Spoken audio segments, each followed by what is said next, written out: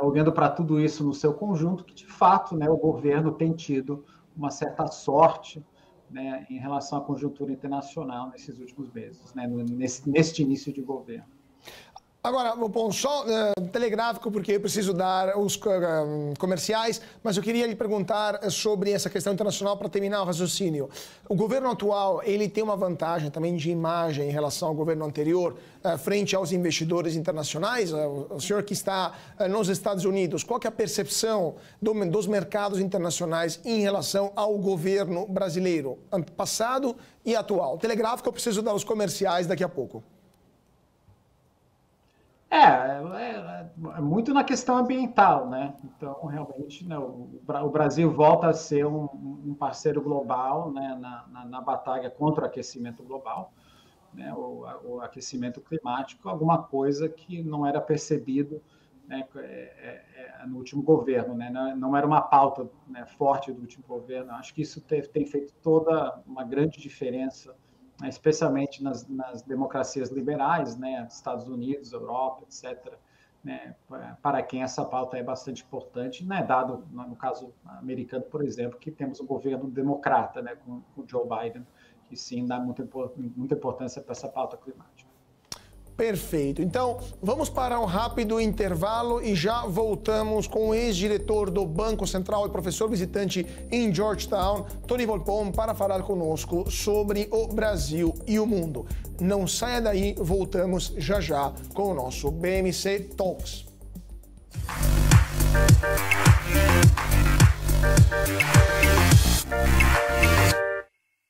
E de volta para o nosso BMC Talks. Muito boa noite para você que está se sintonizando agora. Hoje temos o prazer e a honra de ter aqui como convidado especial o ex-diretor de Assuntos Internacionais do Banco Central, Tony Volpon, atualmente lá em Washington, como professor da Universidade de Georgetown.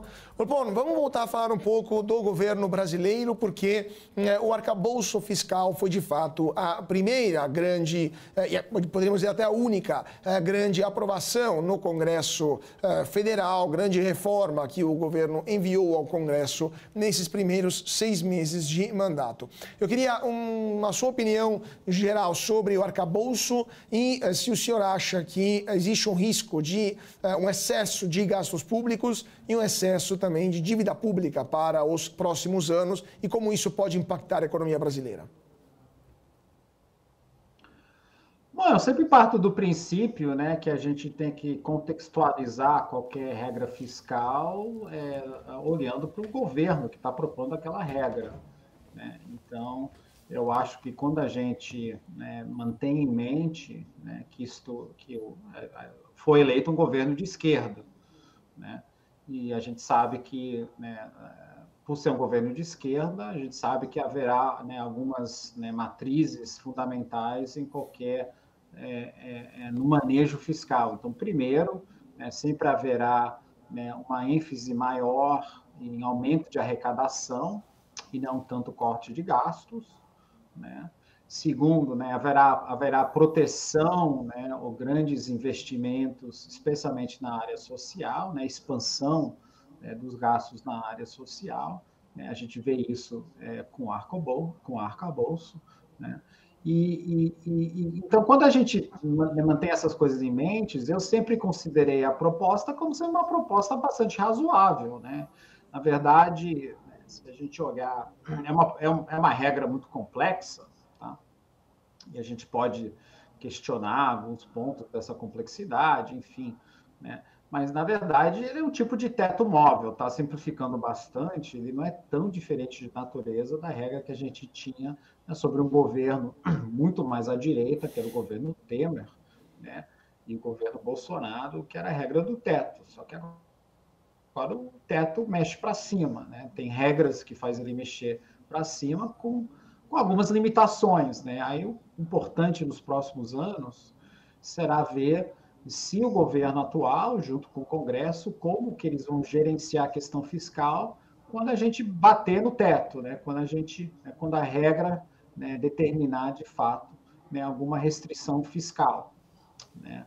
Aí vem a questão da execução, né? Se você quer seguir a regra ou não, né? Então isso a gente só vai saber no futuro, né, vendo como isso acontece, né? O que a gente viu nos últimos anos da regra do Temer, que quando a regra do Temer, né, o teto, virou um constrangimento muito grande para o crescimento dos gastos, a gente furou o teto, né? Então, teve várias exceções, algumas com boas razões, né? Obviamente no caso da pandemia, outras exceções ao teto não, né? Bastante mais questionáveis. Então, tem essa questão da execução, né? Como essa é uma regra mais flexível, então, em tese, né, você tem muito mais espaço do que você tinha na regra mais rígida, né, que era a regra do Temer. Né? Então, talvez, né, essa flexibilidade, né, não vai levar a muitas tentações de querer furar o teto, mas essas tentações vão existir, é uma questão política, né? O preço que se paga por não seguir uma regra. Pois é, mas aí, por exemplo, tem muitos economistas que já falam, vou citar um, né, o Marco Lisboa, que fala de um risco de aumento considerável e persistente no tempo de carga tributária. Isso em um país onde já a carga tributária é maior do que os países em desenvolvimento, o senhor não acha que é um problema também, o arcabouço representa também o risco de menor crescimento potencial para o Brasil se aumentar ainda mais a carga tributária ou eventualmente até saída de algumas empresas do Brasil se, por exemplo, se eliminarem benefícios fiscais que foram concedidos no passado para incentivar essas empresas a se instalar aqui no Brasil? O senhor não vê esse risco de efeitos negativos para a economia brasileira? Eu acho que há distorções no sistema tributário que poderiam ser corrigidos, de fato, aumentando a receita tributária, que de fato não teriam um impacto negativo sobre o potencial de crescimento. Né? A verdade é que nesse mundo de exceções e concessões tributárias que foram construídas nesses últimos anos, muitas delas, sejamos honestos, pelos governos do PT, a gente simplesmente está jogando dinheiro fora, né? Simplesmente uma transferência do Estado, né, a certas empresas, né, a certos empresários, a certos setores da economia, que você não está gerando nenhum benefício de fato, é simplesmente uma transferência, e você pode cortar essa transferência, né, sem ter um efeito negativo. Então, de novo, né, como eu disse, o governo de esquerda vai querer fechar a equação muito mais do lado da receita do que o lado, né, do corte dos gastos, mas como da mesma maneira que você pode ter corte de gasto burro, né, que acaba prejudicando a economia, nem todo corte de gasto é positivo, isso é a mesma coisa na questão do aumento da receita, né? Nem todo aumento da receita será positivo. Então, aí você tem que olhar realmente, né, medida por medida, para ver se vale a pena ou não, né, querer buscar essa receita fazendo essa medida. Então, eu não acho que dá para fazer um julgamento, né, generalizado. A gente sabe que é verdade, né?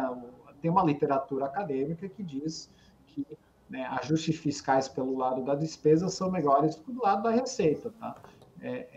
Então, isso tem um X de verdade, né? Mas no caso brasileiro específico, onde você tem esse mar, né, de concessões de gasto tributário, né, como que é o termo que a gente utiliza aqui no Brasil, acho que dá sim para buscar muita receita sem ter um impacto negativo.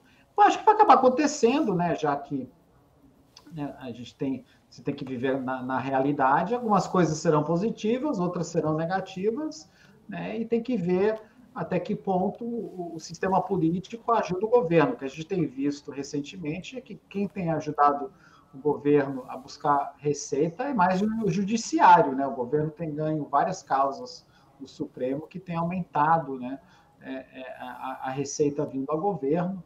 O Congresso ainda não está contribuindo muito a isso, né, mas isso certamente, né, se a gente quer falar de sorte, né, do novo governo no seu início, a gente tem que olhar um pouco para o Supremo também.